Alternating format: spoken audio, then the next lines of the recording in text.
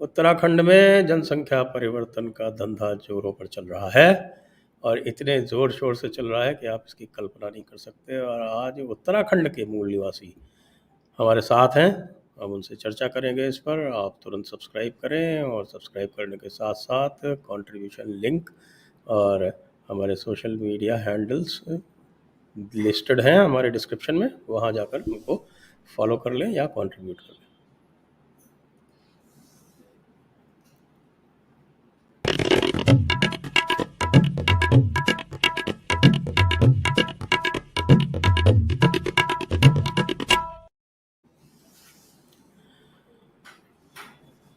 तुफैल जी का स्वागत है, सभी दर्शकों का स्वागत है।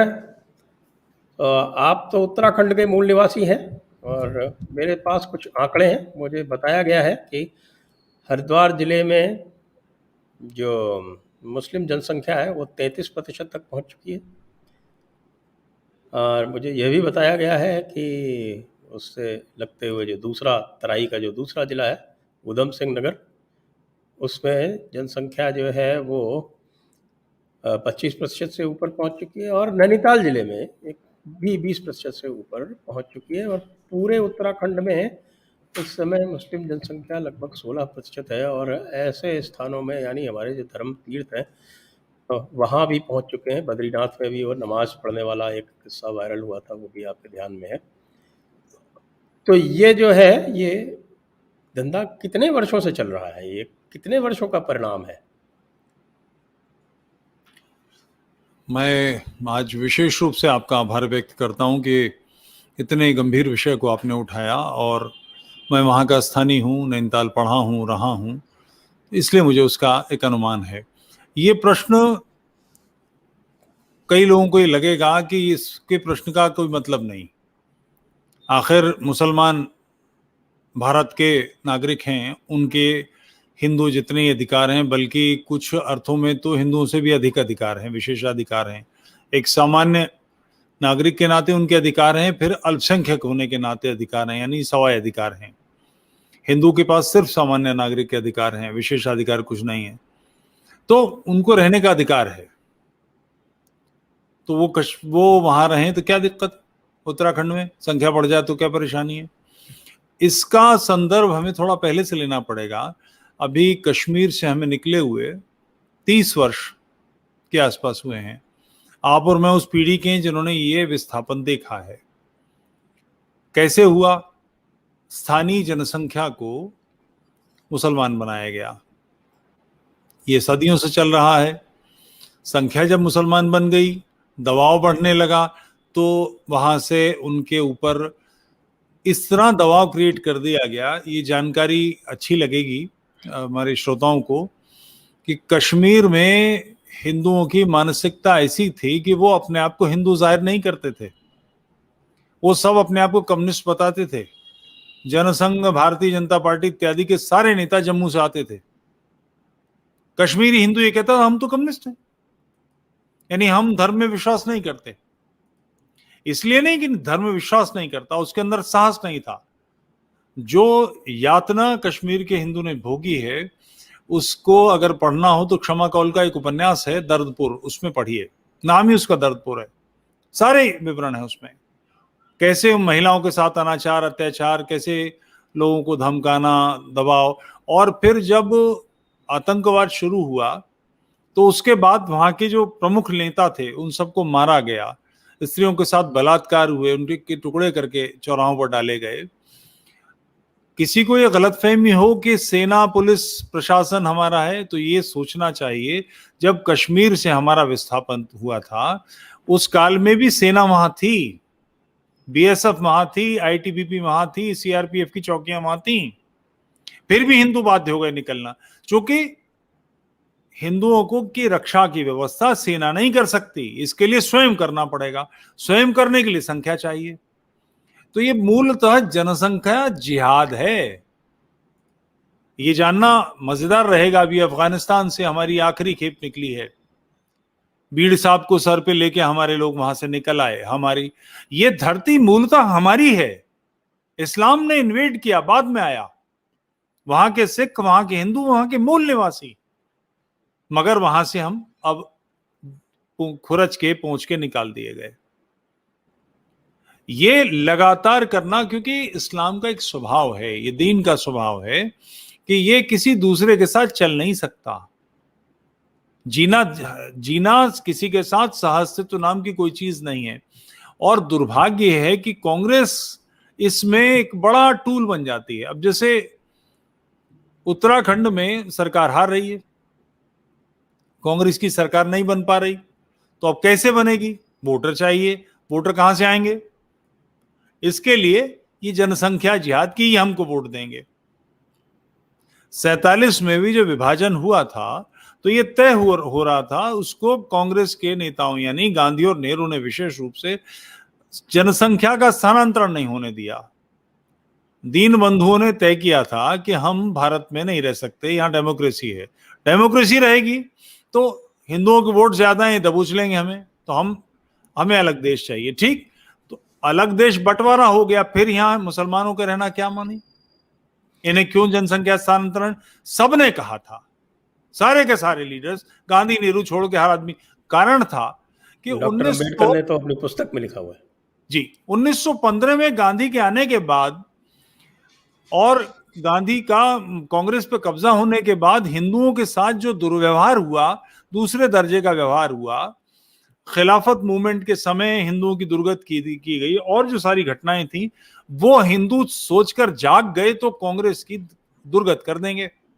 तो इसको बैलेंस कैसे करें, इसके लिए मुसलमान रोके गए। वही मुसलमान जब वो सक्षम हुए, जब उनके हाथ में कब्जा आया, जब वो शक्तिशाली हुए, उन्होंने कांग्रेस की सुनी, जूते की नोक पर रख के दबरा दिया। इस्लामी राजनीति कांग्रेस जैसी करती थी 47 के बाद, उससे ज्यादा करने वाले कम्युनिस्ट खड़े हो गए, उन्होंने बंगाल से उखाड़ फेंका।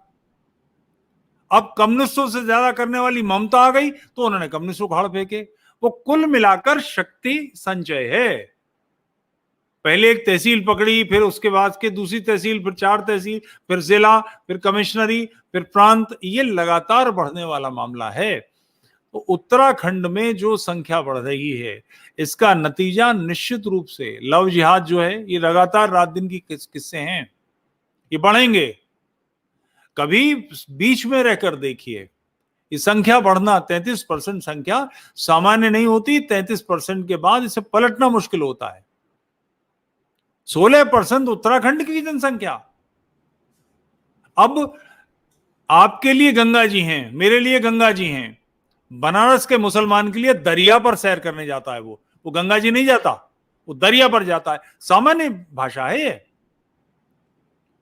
आपके आस्था केंद्र, मेरे आस्था केंद्र, मैं गंगा पे आने वाली जो नदियां हैं, जो उसमें मिलने वाली धाराएं हैं, उनका सम्मान करता हूं। गंगा स्नान करने जाऊंगा तो घर से नहा कर जाऊंगा, चप्पल दूर उतार दूंगा। ये वहां कुर्बानियां होंगी। ये स्वाभाविक घटना है। जब एक कॉन्ट्रैक्टर बद्रीनाथ में ठेके के लिए दीन बंधुओं को लगाता है, शांति दूतों को लगाता है, तो कुर्बानी होगी, रोका नहीं जा सकता। इस बात को हर तरह से ध्यान करना पड़ेगा।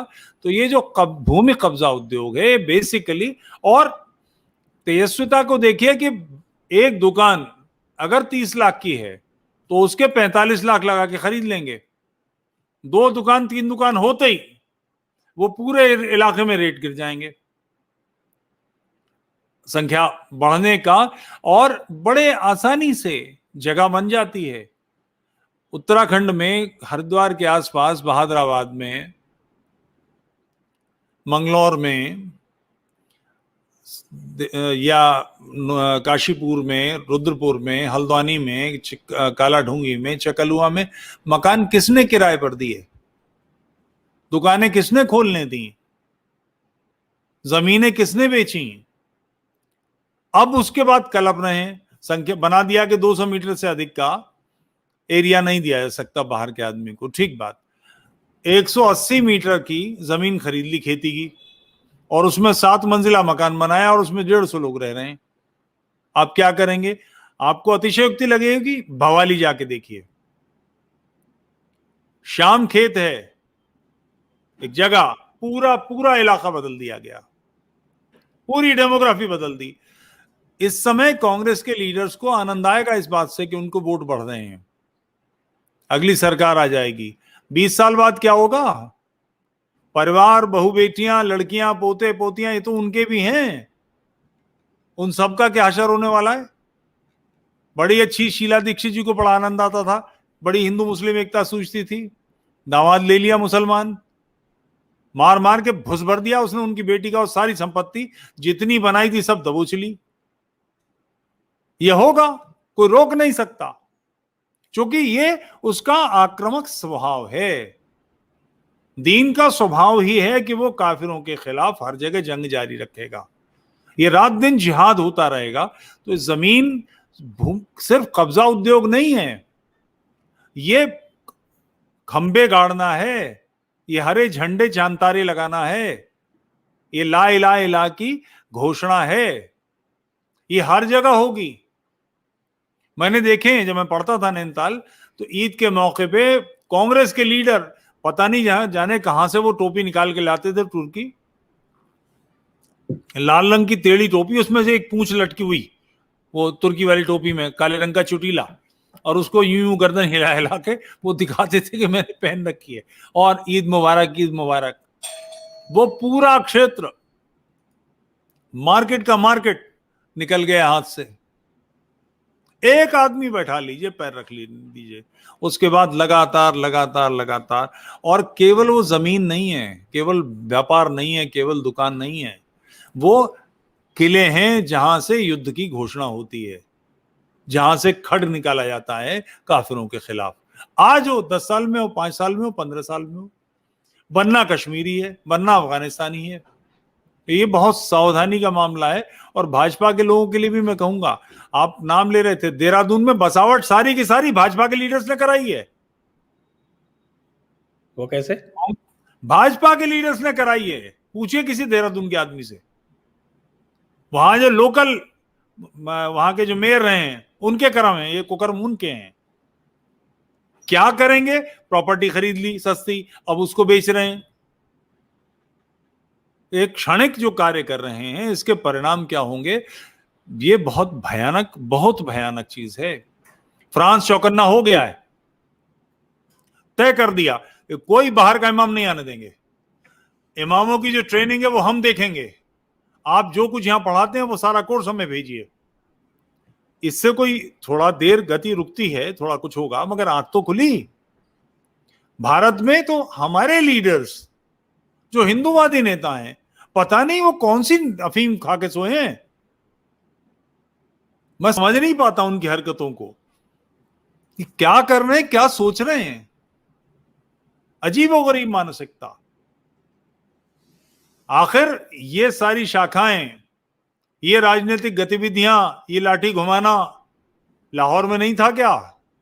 कराची में नहीं था क्या? जिन कारणों से हम लाहौर और कराची से निकले, जिन कारणों से हम बंगाल के पूरे बड़े क्षेत्र, जिसे आज भी वहां के लोग, असली बंगाल तो वही वाला है, उसी दर्द से भरे हुए हैं, वहां से निकाल दिए गए। खुलना से, जैसौर से, चटगांव से, ढाका से, इन सारे क्षेत्रों से हम क्यों निकले? छान फटक तो करेंगे कि क्यों निकाले गए, और वैसा अब ना हो जाए इसकी चिंता। दोनों विषयों से बिल्कुल परे, ध्यान ही नहीं है। इतना बड़ा काम, मतलब देहरादून में पब्लिक बसा रहे हैं अब, और हजारों की तादाद में। आप शस्त्र लाइसेंस नहीं देने देते। एक लाइसेंस लेना आदमी को तारे लोहे के चने चबाने के बराबर है। आप समाज को तैयार नहीं करते, जबकि आपका दायित्व है, आपका धर्म है। पूरी चीजें बदल रही हैं। डेमोग्राफिक चेंज बहुत भयानक चीज होती है। कश्मीर सेना के रहने के बावजूद बचा नहीं सका, उत्तराखंड कैसे बचा लेगा? बद्रीनाथ, केदारनाथ, गोमुख, गंगोत्री, हर जगह तो घुस गए। और ये पूरी डेमोग्राफी के साथ साथ हर चीज को दो पोंछ के निकाल देंगे। ऐसा ही ईरान में हुआ था। कोई एक जगह का मामला नहीं है। तो इस पर बहुत सावधानी से योजना तुरंत बनाने का, तुरंत इस पर कार्य करने का समय है। अगर इसमें देर की गई तो मुझे भय है कि जिन क्षेत्रों में मैं घूमता फिरा हूं, मेरे बच्चे, मेरे भतीजे, मेरे भांजे, उनके लिए वहां जीवन संकट में है, कठिन हो जाएगा। आपने ये कहा कि देहरादून की बसावट भाजपा के नेताओं द्वारा कराई गई और हिंदुओं के मंदिरों को भी भाजपा ने ही अधिग्रहित किया, कांग्रेस ने तो कभी नहीं किया। और आज भी वो उस अध्यादेश, उस कानून को वापस नहीं ले रहे हैं, जबकि कांग्रेस जैसी पार्टी जो है उसने उद्घोषणा कर दी है कि यदि वो सत्ता में आई तो इसको तुरंत वापस ले लेगी। तो ये क्या दिखा रहा है, ये किस प्रकार का मतिभ्रम है?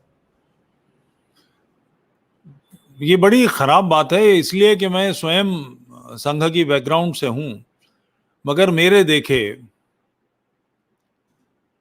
राम जन्मभूमि के आंदोलन का ताला किसने खुलवाया? सरकार कांग्रेस की थी। बाबरी ढांचा ध्वस्त किस समय हुआ? सरकार कांग्रेस की थी। अगर प्रधानमंत्री चाहते तो सब कुछ के बावजूद एक्शन हो जाता। सेनाएं लगी हुई थी, फोर्सेस थी, मुख्यमंत्री की सरकार बर्खास्त करने का मामला 5 मिनट का था।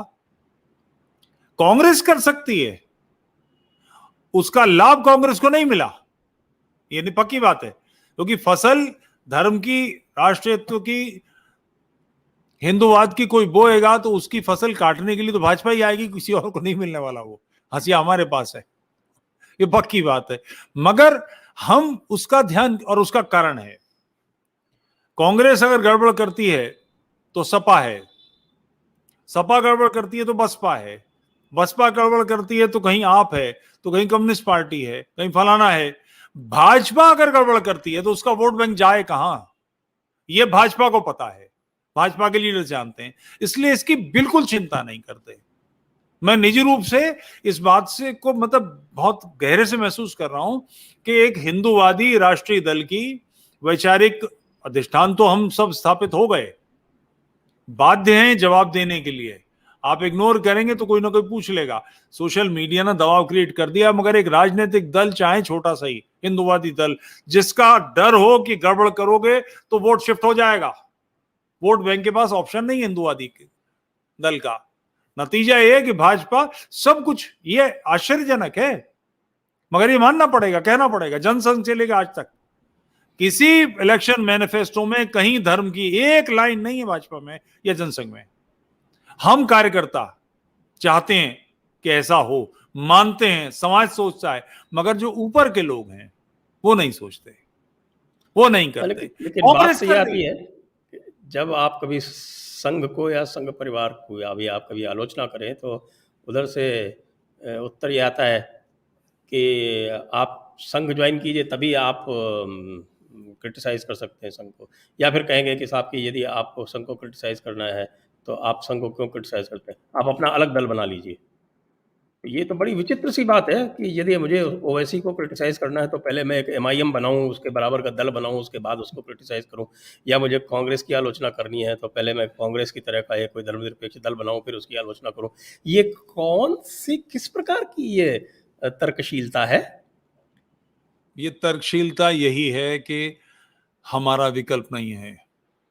आडवाणी जी की मौजूदगी में दीनानाथ मिश्रा जी ने एक जुमला मुझसे कहा था, कार्यालय में बैठे थे हम, इंडिया फर्स्ट फाउंडेशन के, आडवाणी जी प्रिजाइड कर रहे थे, तो उन्होंने कहा था, हिंदू हमें वोट नहीं देंगे तो जाएंगे कहां? जब तक ये मन में रहेगा, क्योंकि विकल्पहीनता की स्थिति है। भाजपा का वोटर किसको वोट दे? आप क्या करेंगे? कांग्रेस को वोट आप दे नहीं सकते, मैं दे नहीं सकता, सपा को मैं दे नहीं सकता, बसपा को दे नहीं सकता, मैं दूं किसे वोट? घर बैठ सकता हूं।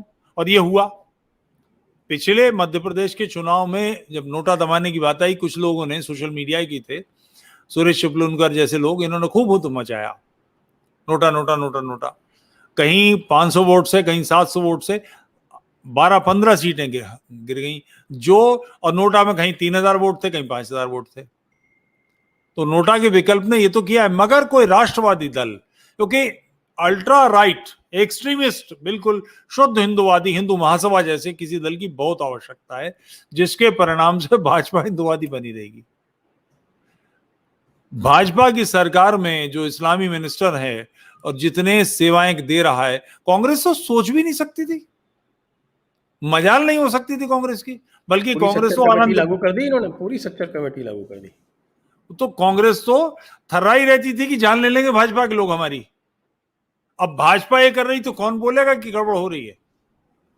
कोई हल ही नहीं, विकल्प ही नहीं। तो ये, और इसका ये कहना कि आप ज्वाइन वो कर लीजिए, तो मैं बेसिकली संघ की पृष्ठभूमि का व्यक्ति हूं, कार्यकर्ताओं के लिए बहुत आवश्यक है कि जबान खोलें। बैठक होती है, कोई समझाता है तो उससे पूछिए क्या कर रहे हो, इसका नतीजा क्या होगा, राष्ट्र को क्या भोगना पड़ेगा। इन्हीं कर्मों से कश्मीर की दुर्गत हुई थी। अब उत्तराखंड का भी बाजा बजाओगे, हिमाचल की बीड़े मारोगे, दिल्ली का क्या हाल होगा। ये बातें आनी चाहिए बिल्कुल धड़ल्ले से, लोगों को पता लगना चाहिए, अधिकारीगण को, कि लोग उनके बंधुआ मजदूर नहीं है। हम पालकी उठा रहे हैं, इसका ये मतलब नहीं कि आप ऊपर बैठ के हमारे सर पीक थूकेंगे और हम थुकवा लेंगे, पालकी उलट देंगे।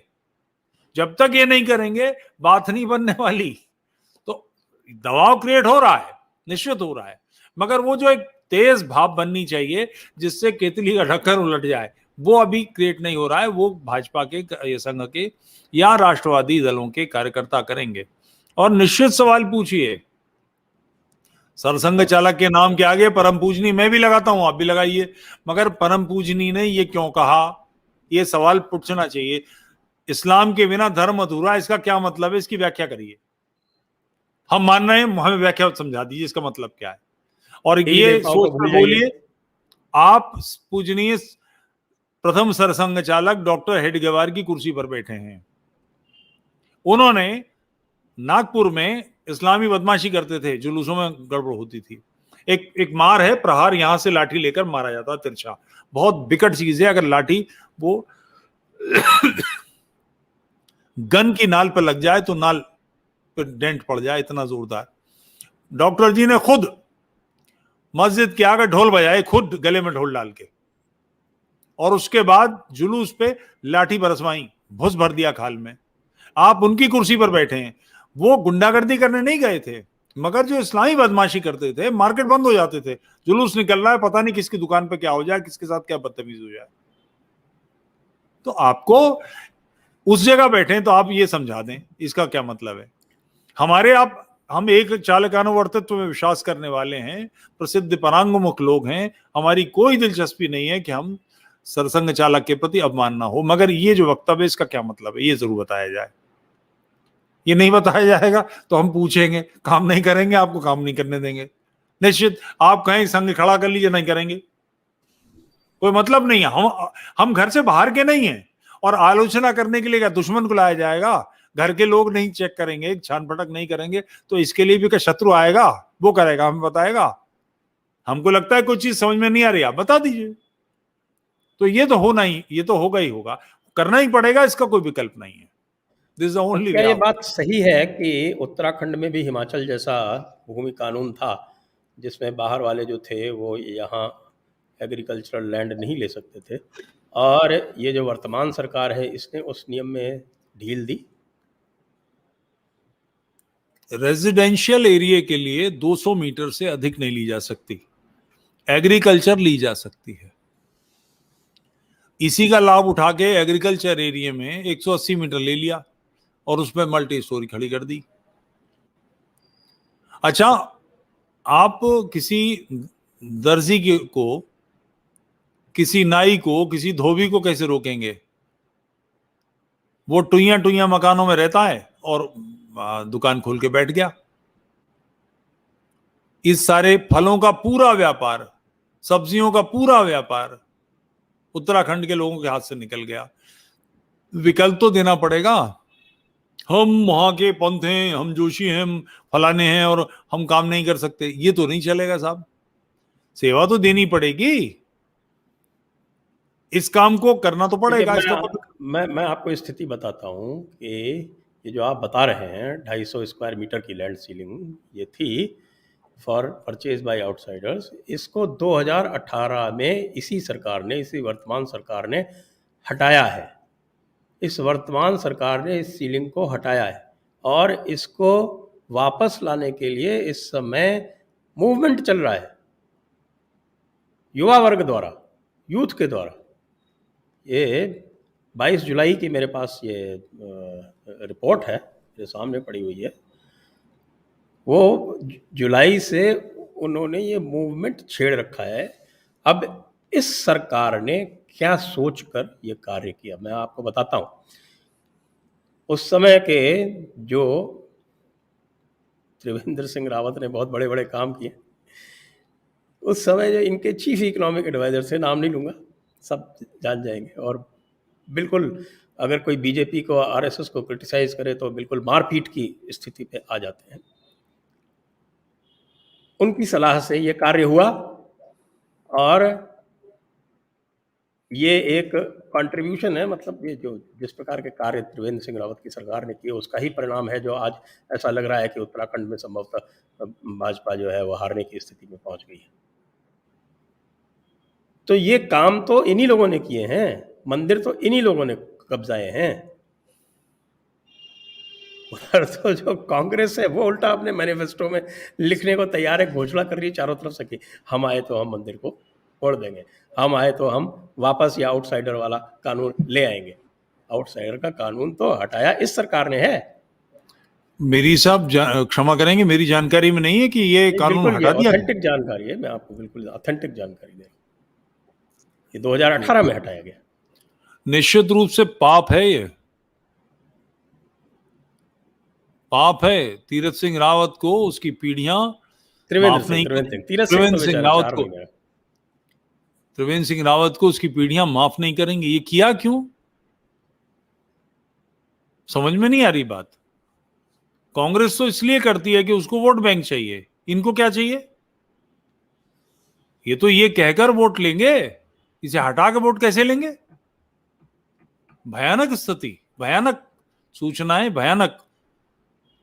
जी, और उस पर तो रहा यह है कि आप कहें कि साहब कि ये जनसंख्या को रोकने के लिए कुछ करना पड़ेगा, तो उत्तर ये आता है कि 20 करोड़ को क्या हम समुद्र में फेंक देंगे?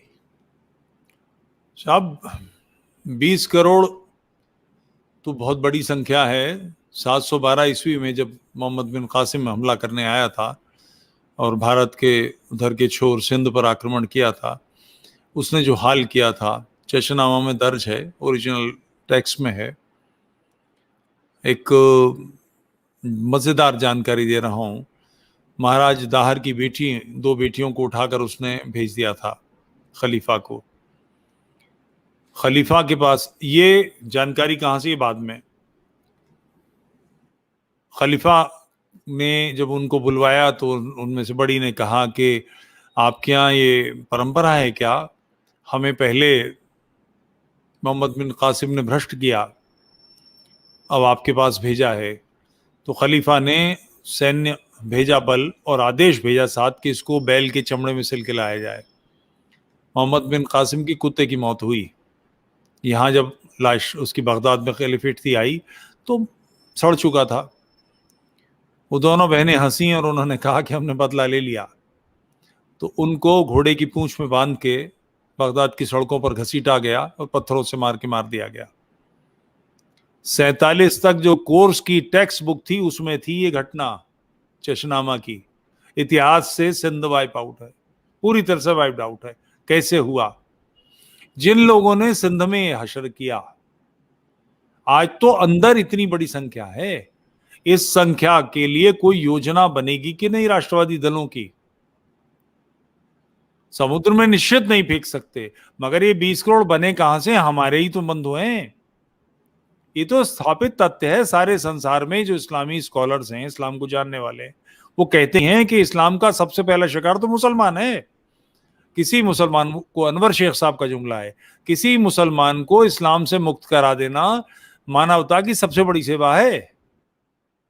तो इसकी कोई योजना बनाएंगे कि नहीं? और है, ऐसा नहीं है कि नहीं है। ये विडंबना है कि मिथ्या से ढकते हैं। हिंदू जागरण मंच, उसकी योजना, घोषित योजना है, बेटी लाओ, बहू लाओ, बेटी बचाओ। यानी अहिंदुओं की हिंदू लड़कों से शादी कराओ, अहिंदू लड़कियों की, बहू लाओ इसका, और बेटी बचाओ, कोई चली गई है तो उसको वापस लेकर आओ। धर्म जागरण पूरा संगठन मुसलमान और ईसाइयों को हिंदू बनाने के लिए काम कर रहा है, मगर उस सारे संगठनों को हेड करने वाले लोग ये अजीब सी बातें करते हैं कि 20 करोड़ को कहां ले जाएंगे। ये 20 करोड़ 10 करोड़ों में बदलें, 10 करोड़ 5 करोड़ों में बदलें, इसी योजना से तो राष्ट्र बचेगा, धर्म बचेगा, या 33% के 45% होने से बचेगा। कश्मीर नहीं बनने देना है तो संख्या तो खींचनी पड़ेगी। मैं आपको बताऊं एक चीज कि डेमोग्राफी जो है हर देश के सिक्योरिटी डॉक्ट्रिन का एक अविभाज्य अंग होता है, भारत में नहीं है। Demography as a part of national security तो आपको करनी ही पड़ेगी, वरना आप कब तक डिफेंसिव वॉर कश्मीर में करते रहेंगे। कॉन्स्टेंटिनोपल, कुस्तुनतुनिया के ऊपर मुस्लिमों ने, आपके पहले अरबों ने और बाद में तुर्कों ने 750 साल तक लगातार हमले किए और अंततः उसको जीत लिया। और आज आप देखिए वहां पे क्या स्थिति है। हाजिया सोफिया को दोबारा उन्होंने मस्जिद बना दी, जिसकी गर्वोक्ति ओवैसी करता है कि हमने हाजिया सोफिया को बना दिया तो क्या हुआ, बाबरी मस्जिद को भी वापस लाएंगे। सुना था ना आपने। और यहाँ जो बैठे हुए हैं रणनीतिकार, मैं आपकी बात से सहमत हूँ, मैं ये मानता हूँ, मेरा ये मानना है, और आपको देखकर भी और आपके साथ ये, क्योंकि मेरा भी संघ के स्वयंसेवकों से बहुत नज़दीकी रिश्ता रहा है आज भी। ये जो ऊपर के अधिकारी बैठे हुए हैं ये भयंकर अल्पमत में हैं। ये 2-4% से अधिक इनकी संख्या नहीं है, लेकिन पहले जिस प्रकार से हुआ करता था आरएसएस में कि जो भी विमर्श होता था वो नीचे से ऊपर चलता था, वो बदल चुका है। आज ये जो ऊपर 3-4% जो अधिकारी वर्ग बैठा हुआ है, बस उसकी बात चलती है, नीचे से ऊपर नहीं जाती है। आप क्या कहते हैं? आप तो आज भी संघ में एक्टिव है। आप ये कहना तो नीचे से ऊपर जाने का मामला, योजनाएं सदैव केंद्र से ही आती रही हैं, केंद्र से प्रांत में, प्रांत से संभाग में, संभाग से विभाग, विभाग से जिला, जिला से तहसील, यही होता रहा है। नीचे के स्तर पर डिस्कशंस की परंपरा नहीं रही है, और वो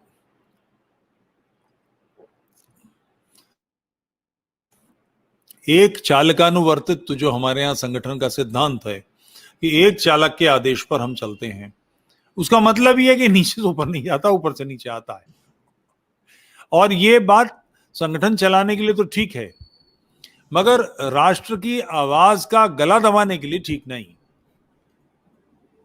कई बार ये बात हो चुकी है, और इस तरह की बातें पुराने अधिकारियों में भी थी, आज में भी हैं, मगर ये तो बात बिल्कुल स्पष्ट देखनी ही पड़ेगी कि हम बने काहे के लिए, हम करना क्या है। क्या हम सिर्फ संगठन चलाने के लिए हैं, या हम राष्ट्र की सेवा करने के लिए हैं, राष्ट्र के संगठन के काम कर रहे हैं। तो ये सोचे बगैर तो नहीं हो सकता। इतना बड़ा, मतलब मेरे लिए आघात जैसा है ये कि रावत जी ने ये नियम हटा दिया उत्तराखंड से। हमारे संगठन के अधिकारीगण, भाजपा के अधिकारीगण, किसी के ध्यान में नहीं आया कि इतना बड़ा काम हो गया, पाप जैसा काम। इसके बाद तो आपने, ये ऐसा है कि किले के सारे दरवाजे खोल दिए, घुस जाओ। पहाड़ के लोग वैसे भी सीधे सरल होते हैं, उनको इस बात का अब से नहीं, एक जमाने से है। शिवानी जी, लगभग 40-45 साल पुराना उनका लेखन है, उसमें कहानी अल्मोड़ा की कि चूड़ी बेचने वाला मनियार है, और वो जिस लड़की को चूड़ी पहना रहा है उससे कह रहा है, और उससे किस मांगता है, तो वो कहती है, दाजू आज नहीं, आज मेरी एकादशी है, व्रत है। ये लव जिहाद की घटना शिवानी जी ने अपने बचपन में देखी होगी, उसे दर्ज किया है 70-80 साल पहले। तब तो शहर में शायद 2 या 3 दुकान थी। वो सदैव से इस मनस्थिति में लोग रहते हैं, और उसका कारण हदीसों में सारा वो जो पैगंबर का जीवन है और उनकी शैली है, उसको सहजता से लिया जाता है, उसको अनुकरणीय व्यवहार माना जाता है, वो लगातार चल रहा है। तो ये निश्चित रूप से बहुत गंभीर बात है। और आपसे विदा होते ही मैं पूछता हूँ बात जो मेरे बस का है, कम से कम उतना तो मैं निश्चित रूप से अभी उधम मचाता हूँ कि किया क्या ये। और ये बात चर्चा का विषय नहीं बनी, इतनी बड़ी बात मीडिया में नहीं आई, सोशल मीडिया में नहीं आई। ये तो उत्तराखंड को बिल्कुल उलट देने जैसा काम है, और ये करने के बाद पता भी नहीं लगा ये कर गए। आप कह रहे हैं तो आपकी जानकारी प्रामाणिक होगी, उस पर संदेह करने का कोई कारण नहीं। मैं आपको लिंक भेज देता हूं उस आर्टिकल का, अभी समाप्त होता मगर इतना भयानक काम, एक जो जरा सी रोक थी थोड़ी सी, उसे भी ढा दिया। और ये जो था ये आर्थिक विकास के लिए किया गया था। कैसे 33% होने से कौन सा विकास हो गया हरिद्वार का? अरे भाई, लोग बाहर से आएंगे, यहाँ जमीनें खरीदेंगे, यहाँ पर इन्वेस्टमेंट करेंगे। ये आर्थिक सलाहकार की नीतियां थी, आर्थिक, और त्रिवेंद्र सिंह रावत ने उस आर्थिक सलाहकार की नीतियों को लागू किया। और आज वो कह रहा है कि 20 करोड़ को, वही व्यक्ति कह रहा है कि क्या 20 करोड़ को हम समुद्र में फेंक देंगे। कम से कम जिसने ये बात की उसे तो फेंक देना चाहिए। 20 करोड़ फेंके ना फेंका, ये कमबख्त जरूर फेंका। चप्पल तो बजनी चाहिए इसकी, ऐसी बात कहने वाले की। आपको नाम पता भेज दूंगा, आप कर लीजिए। 100% जहां मिलेगा वहां मारे, कोई हो, इतनी बड़ी तोप हो, हद कर, इंतहा। राष्ट्र का कोई विचार नहीं, धर्म का कोई विचार नहीं। शिवानी जी आज से 45 साल पहले कहानी में लिख रही हैं कि मनिहार उससे लड़की से कह रहा है, किस मांग रहा है, तो वो लड़की उस चुम्बन की जवाब में कहती है कि दाजू आज मेरा एकादशी है। ये कहानी उन्होंने तब 45 साल पहले, शिवानी जी उससे भी 50 साल पुरानी घटना का जिक्र कर रही हैं। 80-90 साल पहले अल्मोड़ा में ये हाल रहा है। मैंने जब इसका ये उत्तर दिया कि भाई ऐसा है कि वो तो जो 20 करोड़ है वो तो एक बार भी नहीं सोच रहा है कि हम पूरे को नहीं कन्वर्ट कर लेंगे, वो तो कह रहे हैं पूरी दुनिया को कन्वर्ट करेंगे। तो 20 करोड़ की तो छोड़िए, 20 भी हो तो भी कहते हैं हम तो पूरी दुनिया कन्वर्ट करेंगे, तो हमारी सुन्नत है, तो हमको कहा हुआ है, हमारा आदेश है, ये तो अल्लाह का हमारे ऊपर अख्तियार है और हमारा काम है, ये तो हमारा कर्तव्य है, हम करेंगे। लेकिन हमारे जो बैठे हुए हैं 110 करोड़, वो कह रहे हैं कि हम 20 को क्या हम समुद्र में फेंक देंगे। आपने सही कहा कि इनके पिछवाड़े पे इनकी तशरीफ पे एक अच्छी सी लात पड़नी चाहिए, जिससे सीधे समुद्र में ही जाके गिरे। बहुत ही बुरी बात है, पाप है, बिल्कुल पाप कर्म।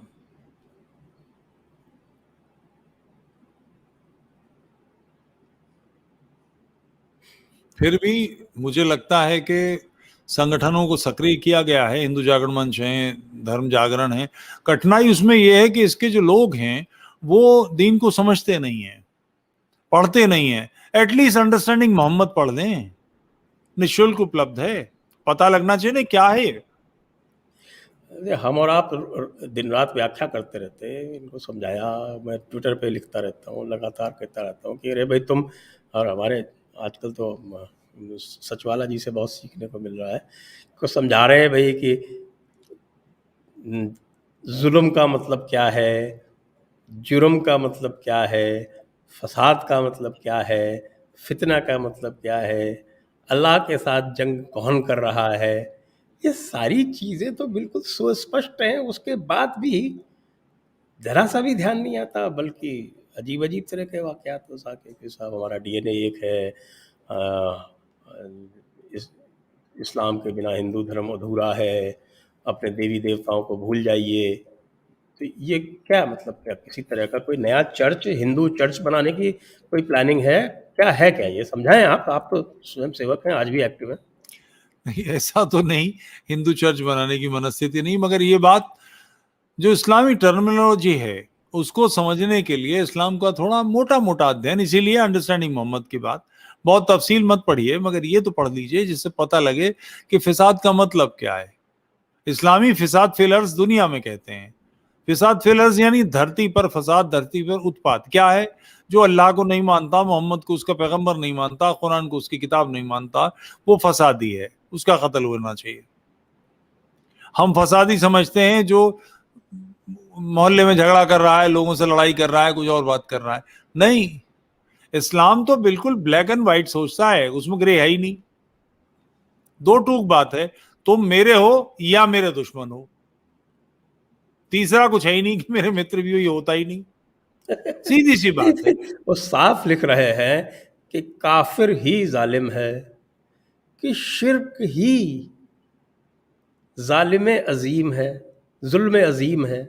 शिर्क जो है वो जुल्म अजीम है।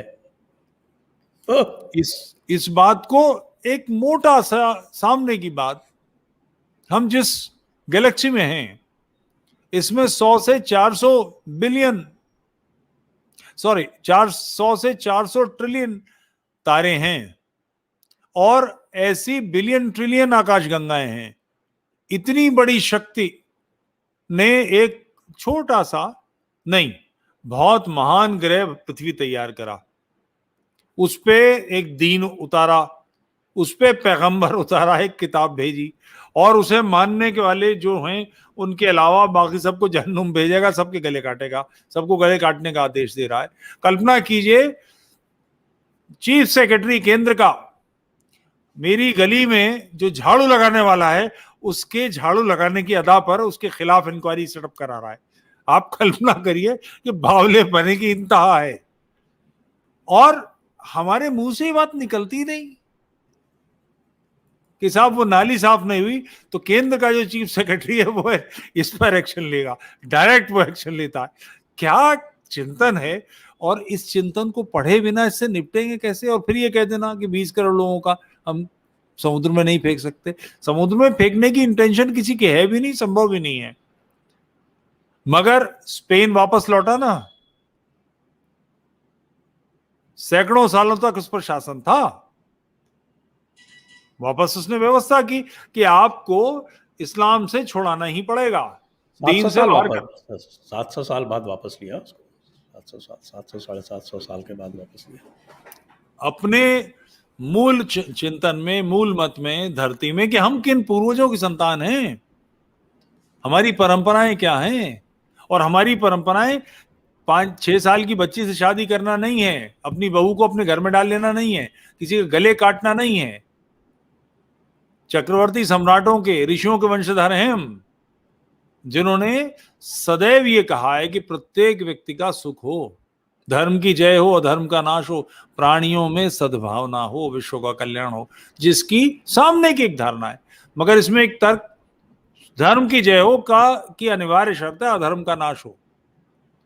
अधर्म के पक्ष में 20 करोड़ है या 2 करोड़ है या 20 लाख है या 200 करोड़ है, इससे क्या अंतर पड़ता है? प्राणियों में सद्भावना के लिए अनिवार्य है, ये क्रम है, ये बेसिक 2+2=4 जैसा फॉर्मूला है। अगर हम ये नहीं करेंगे तो कैसे बदलाव आएगा? उल्टे सीधे काम, बहुत ही मतलब बिल्कुल व्यथित हूं ये सुन के कि इस कानून को हटा दिया गया है। जी।